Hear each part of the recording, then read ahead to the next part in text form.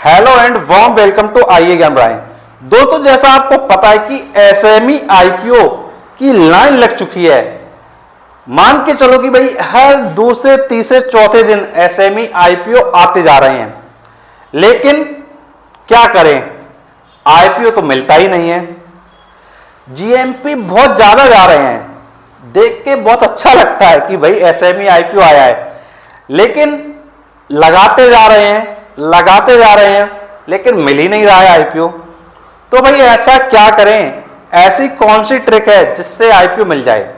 यदि आप जानना चाहते हैं उस ट्रिक को तो इस वीडियो को आप पूरा देखिए, क्योंकि इस वीडियो में मैं आपको बताने वाला हूं ऐसा क्या कारण है जिसकी वजह से आईपीओ नहीं मिल रहा है। अगर आप कारण समझेंगे तो उसका सलूशन भी समझ जाएंगे। तो चलिए स्टार्ट करते हैं। तो देखो, यदि आप रिटेल इन्वेस्टर हैं या फिर आप एक एचएनआई इन्वेस्टर हैं, तो दोनों के लिए ही ये वीडियो है, क्योंकि दोनों ही लोगों के बारे में हम बात करने वाले हैं। देखो, सबसे पहले तो एक चीज ये समझना है कि भाई आईपीओ क्यों नहीं मिल रहा है। तो देखो, उसका सबसे बड़ा रीजन है कि भाई जो इशू साइज है वो बहुत छोटा है, और जब इशू साइज बहुत छोटा होगा तो वहां पर अप्लाई करने वाले आपको पता है कि बहुत ज्यादा है, और जब अप्लाई करने वाले बहुत ज्यादा है, इशू साइज बहुत छोटा है, तो वहां पे आपके मिलने के चांसेस ऑटोमेटिक कम हो जाते हैं। लेकिन एक चीज ये भी समझना इंपॉर्टेंट है, यदि आप रिटेल कैटेगरी में लगा रहे हो और आप एक एचएनआई कैटेगरी में लगा रहे हो, तो किसका चांस कहां पर जाता होगा। तो देखो, एक चीज आपको यह समझना होगा कि भाई अलॉटमेंट हो कैसे रहा है। तो देखो, अलॉटमेंट जो हो रहा है रिटेल कैटेगरी में तो क्या है, नॉर्मल बेसिस पे हो रहा है, लेकिन एचएनआई कैटेगरी में आपका प्रोपोर्शनेट बेसिस पे हो रहा है। प्रोपोर्शनेट बेसिस का मतलब है जो बहुत बड़ी एप्लीकेशन लगाएगा उसको अलॉटमेंट मिलने के चांसेस क्या है, बहुत ज्यादा हो जाएंगे। जो व्यक्ति ज्यादा बड़ा अमाउंट इन्वेस्ट करेगा एचएनआई कैटेगरी में, उसके आईपीओ मिलने के चांसेस उतने ज्यादा हो जाएंगे। लेकिन रिटेल सबके लिए एसएमई में बराबर है। तो यदि आप रिटेल कैटेगरी में अप्लाई कर रहे हैं, आप मान लीजिए अगर 1,40,000 रुपए लगने हैं रिटेल कैटेगरी में, और उसी जगह आप 2,80,000 लगा रहे हो एचएनआई कैटेगरी में, तो भाई आपके लिए फिर रिटेल बेटर है, क्योंकि रिटेल में जो सब्सक्रिप्शन है वो ज्यादा तो आएगा लेकिन नॉर्मल बेसिस पे अलॉटमेंट होगा। लेकिन अगर आपने 2,80,000 रुपए लगाए हुए हैं किसमें, एचएनआई कैटेगरी में, तो वहां पर वो लगाना बेकार है, क्योंकि एचएनआई कैटेगरी में बहुत बड़े बड़े प्लेयर होंगे, बहुत बड़े बड़े इन्वेस्टर होंगे जिनके पास बहुत सारा पैसा है, जो 10 लाख 20 लाख 50 लाख इस तरीके के इन्वेस्टमेंट करेंगे। और आपको पता है भाई एचएनआई में प्रोपोर्शनेट बेसिस पे होगा। जब प्रोपोर्शनेट बेसिस पे अलॉटमेंट होगा तो आप जब 2,80,000 रुपए लगाओगे तो आपके चांसेस हो गए ना के बराबर, क्योंकि लोगों ने 2-2 करोड़ रुपए भी लगाया होगा, 10-10 करोड़ भी लगाया होगा, तो भाई 10 करोड़ वाले को अलॉटमेंट मिलेगा कि तुमको अलॉटमेंट मिलेगा। तो मोटा मोटा हम कह सकते हैं, अगर आप एक रिटेल इन्वेस्टर हो और आप 1,40,000 वाली एप्लीकेशन लगा रहे हो, तो भाई आप 1,40,000 वाली ही लगाना, आप 2,80,000 वाली पे न जाना, क्योंकि 2,80,000 वाले में मिलने के चांसेस आपके क्या बहुत कम है। लेकिन कुछ लोग क्या करते हैं, सोचते हैं कि भाई अगर एचएनआई में लगाएंगे और मिल जाता है तो भाई बम्पर प्रॉफिट होगा, लेकिन जब भाई मिलने के चांसेस ही ना के बराबर हैं तो भाई क्या फायदा है लगाने का। लगाओ एप्लीकेशन वहां जहां मिलने की उम्मीद हो। तो ये चीज आप समझ रहे हो कि भाई जब इशू साइज बहुत छोटा है, आपको पता है भाई एसएमई आईपीओ इशू साइज बहुत छोटा है, तो भाई हम वहां एप्लीकेशन लगाएं जहां मिलने के चांसेस ज्यादा हैं। तो रिटेल में मिलने के चांसेस ज्यादा हैं, या फिर आपके पास क्या हो, बहुत सारा पैसा हो, आपके पास 10 करोड़ रुपया हो, आपके पास 5 करोड़ रुपया हो, आपके पास 1 करोड़ रुपये हो, आपका जो इन्वेस्टमेंट हो वो बहुत बड़ा हो, तो वहां पे आपके प्रोपोर्शनेट बेसिस पर मिलने के चांसेस क्या एचएनआई में बढ़ जाएंगे।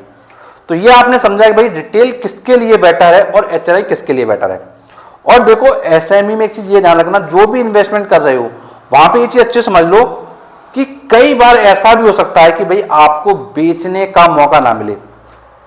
कई बार क्या होता है, जो लिक्विडिटी होती है वो चली जाती है। तो देखो, इन्वेस्टमेंट जब भी कर रहे हो तो सारे फैक्टर को ध्यान में रख के करिए, क्योंकि आप किसी भी कंपनी में इन्वेस्टमेंट कर रहे हो तो उस कंपनी के बारे में सबसे पहले नॉलेज लीजिए, क्योंकि विदाउट नॉलेज लिए हुए अगर आप इन्वेस्टमेंट की तरफ जाओगे तो वो आपके लिए लॉस भी बन सकता है। अब देखो एक चीज ये भी ध्यान रखो कि जब इन्वेस्टमेंट करने के लिए जा रहे हो तो जीएमपी जो देख रहे हो एटलीस्ट ये देखो कि भाई जब तुमको पता है कि बहुत सारे एसएमई आईपीओ आ रहे हैं तो भाई हम ऐसे आईपीओ में अप्लाई करें भाई जिसका जीएमपी 100% से ज्यादा है।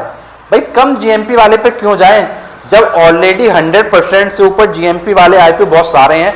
तो भाई वहां इन्वेस्टमेंट करने का सोचिए और एक बड़ा अमाउंट लगाने का सोच रहे हैं तो भाई वहां लगाइए जहां पर जीएमपी 100% से ज्यादा है। और यदि किसी एसएमई आईपीओ में जीएमपी 10% है, 20% है, 15% है इस तरीके का तो भाई उसको अवॉइड करिए।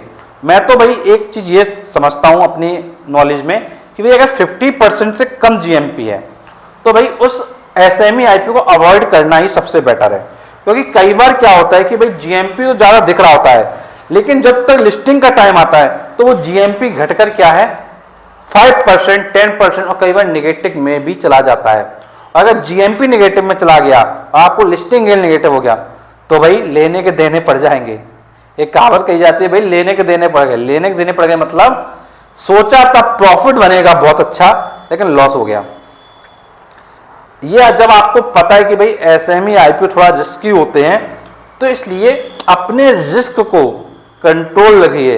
भाई अगर किसी एसएमई आईपीओ का जीएमपी 100% है अगर वो कम होगा तो कितना होगा भाई बहुत ही कम थोड़ी हो जाएगा भाई थोड़ा बहुत कम हो जाएगा। मान लीजिए वो 21% पर लिस्ट होगा तो ये चीज आपको समझना इंपॉर्टेंट है। तो ध्यान रखिएगा अगर अलॉटमेंट पाना है तो दो चीजों को ध्यान रखना है या तो रिटेल या तो बड़ा इन्वेस्टमेंट एचएनआई में। छोटा इन्वेस्टमेंट एचएनआई में करोगे तो मिलने के चांसेस ना के बराबर। तो एप्लीकेशन लगाना और ना लगाना एचएनआई में दोनों चीजें बराबर हो जाएगा। जब दोनों चीजें बराबर हो जाएगा तो भाई अलॉटमेंट तुमको कैसे मिलेगा। तो अलॉटमेंट पाना है तो या तो रिटेल के साथ जाना है या फिर बहुत सारा पैसा लगा के एचएनआई के अंदर आना है। अगर ऐसा करोगे तो वहां पे आपके अलॉटमेंट के चांसेस बनेंगे, आपको अलॉटमेंट मिलेगा। और जो आपकी समस्या थी जो आप ट्रिक खोज रहे थे कि भैया क्या ट्रिक है तो वो ट्रिक आपको पता चल चुकी है। और इस ट्रिक का यूज करिए, इंप्लीमेंट करिए और फिर देखिए आईपीओ मिलता है कि नहीं। और जिन लोगों को भी आईपीओ मिले कमेंट बॉक्स में जरूर बताना। और इन्वेस्टमेंट करने से पहले एक बार आईपीओ की पूरी डिटेल को समझें, सारे उसके पैरामीटर्स को समझें और जो भी आपका फाइनेंशियल एडवाइजर है उसकी राय लें, अपनी समझ को समझें, देन इन्वेस्टमेंट की तरफ जाएं। और कोई भी प्रॉब्लम है कुछ पूछना चाहते हैं नीचे कमेंट बॉक्स में पूछें। और अगर वीडियो अच्छा लगा है तो प्लीज वीडियो को लाइक करें, चैनल को सब्सक्राइब करें क्योंकि आपके लिए मैं और भी ऐसे वीडियो लाऊंगा। And thank you so much.